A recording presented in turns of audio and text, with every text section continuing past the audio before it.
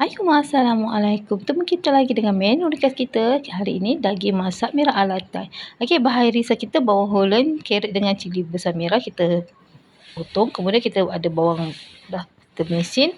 Cili yang kita mesin. Kemudian kita panaskan minyak.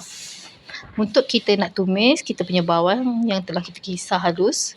Okey, kita tumis sehingga garing dan naik bau. Kemudian masukkan cili kering yang telah kita kisar. Kita tumis sehingga cili kita masak. Kemudian masukkan sos cili. Kita kacau rata. Kemudian kita masukkan sos tiram. Okey, kita tumis sehingga pecah minyak macam tu. Kemudian kita boleh perasakan dengan serbuk perasa. Okey, kita tumis sehingga kita punya cili betul-betul masak.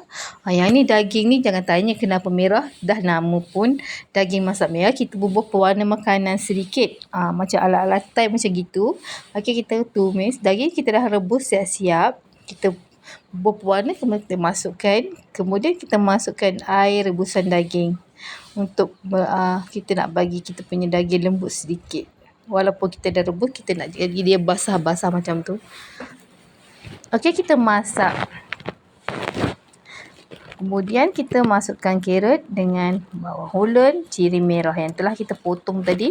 Kita masukkan sebagai hiasan. Kita kacau rata. Daging masak merah alatai ni tak payah pakai garam sebab kita menggunakan sos ikan. Sos ikan kita pun dah masin. Okey, kita masukkan sos ikan dalam lebih kurang dalam 5 sudu besar. Kemudian kita masukkan tomato yang telah kita potong. Okey, kita tumis sehingga kering sesuai selera masing-masing. Kita bolehlah angkat dan kita hidangkan. Selamat mencuba.